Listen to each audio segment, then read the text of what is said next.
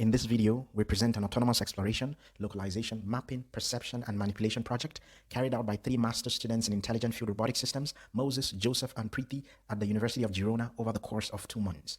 At the initial stages of this project, the idea was to design a series of algorithms to make a differential drive robot fitted with a 4-degree of freedom robotic arm to autonomously explore its environment while localizing itself, find objects of interest using its onboard sensors, approach such objects, pick those objects, transport them, and place them in set locations.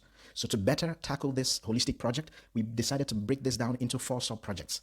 Exploration and planning as the first project, localization, that is SLAM, as the second, perception as the third, and finally manipulation as the last project. So let's have a look at a summary of the first project. So in this first project, we implemented a frontier-based exploration algorithm. And to just define what a frontier is, if a robot creates a map of an environment that is discretized into cells, those cells would be known and unknown cells, categorized into known and unknown cells, where known cells could either be free, meaning there's nothing in that on those cells, or occupied, meaning there's an obstacle or some other kind of object on such cells. So a frontier is a known free cell that shares a boundary with unknown cells. So this algorithm is designed to find such cells for the purpose of exploration. So how do we tackle this? We tackle this by implementing and extending a research paper, and this is the strategy. We use rapidly exploring random trees to grow a global tree and a local tree as our frontier detectors. The global tree grows throughout the lifetime of exploration, while the local tree only grows till it finds a frontier and then it stops. So once these trees have grown and found frontiers, we send those frontiers to the next part of the strategy, which is the filter part. So this implements the mean shift clustering algorithm to sort of aggregate contiguous frontiers and find the centroids of these frontiers. Now these centroids are known as the next best views.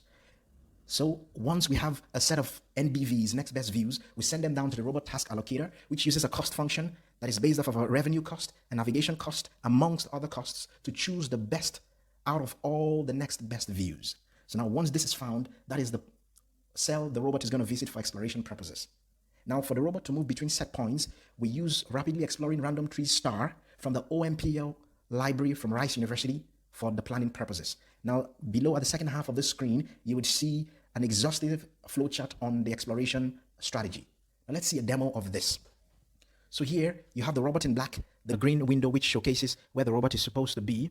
It will follow the robot throughout the run. Now, the first path has been plotted by the global planner, which is OMPL, using rapidly exploring random trees star.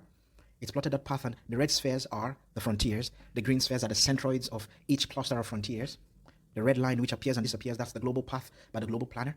The pink line just in front of the robot at all times is the trajectory generated by the dynamic window approach. Now this is used as our local controller to be sure that the robot is able to avoid obstacles within a local window.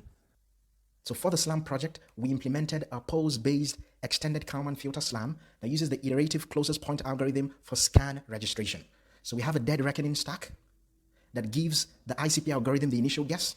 And then using the LiDAR on board, the 2D LiDAR on board the robot is able to scan its environment and get a map.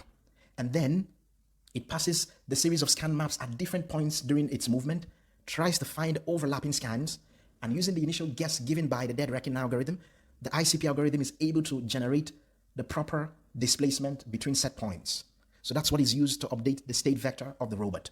Something else we decided to do in this project is to implement sensor fusion. So as we use the LiDAR, the ICP algorithm to update the robot's X and Y position, we also use an IMU sensor to update the robot's bearing.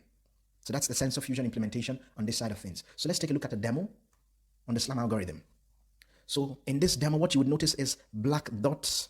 So those black dots are clone poses. Remember, this is a pose-based EKF SLAM algorithm. So as the robot covers some distance, whether linear distance or angular distance, poses are cloned.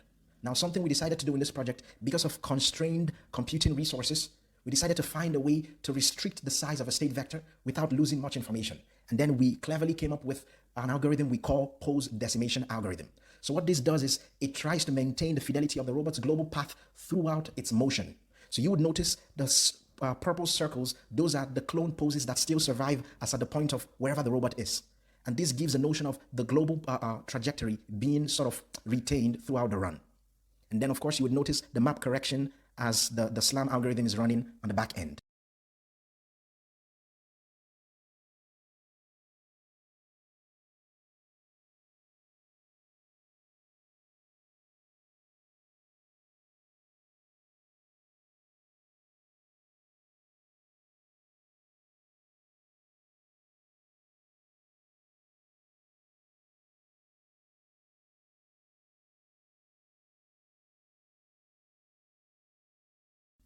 And let's take a look at the next sub-project. The next sub-project, which is the manipulation aspect. We're going to combine manipulation and perception. On the perception side of things, we have an onboard real sense camera, which is used for Aruko marker detection because the objects of interest in the scene have Aruko markers placed on them. And then what we have on this screen is a software, the control system architecture. We can see what we do on the manipulation side of things is to implement a task priority redundancy resolution algorithm that basically implements 6 tasks: end effector position task, configuration task, orientation task, joint limit tasks, which is a set base task, joint position, and also base orientation task. So this is sort of the system architecture. Now let's take a look at a demo on the manipulation side of things that combines also perception. So here, with the onboard camera, the robot is able to detect the Aruko marker, generate a point, convert it into the world frame, and then using the task priority algorithm, the robot approaches, picks the object, suspends it, transports that object to a set location, and places the object. So this is just a quick demo on the manipulation and perception projects combined. So let's have a look at the next thing. So now we've seen a brief introduction on the 4 different sub-projects of this holistic autonomous project.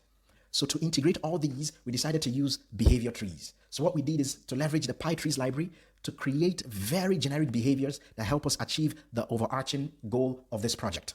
So you could pause to take a look at the behaviors.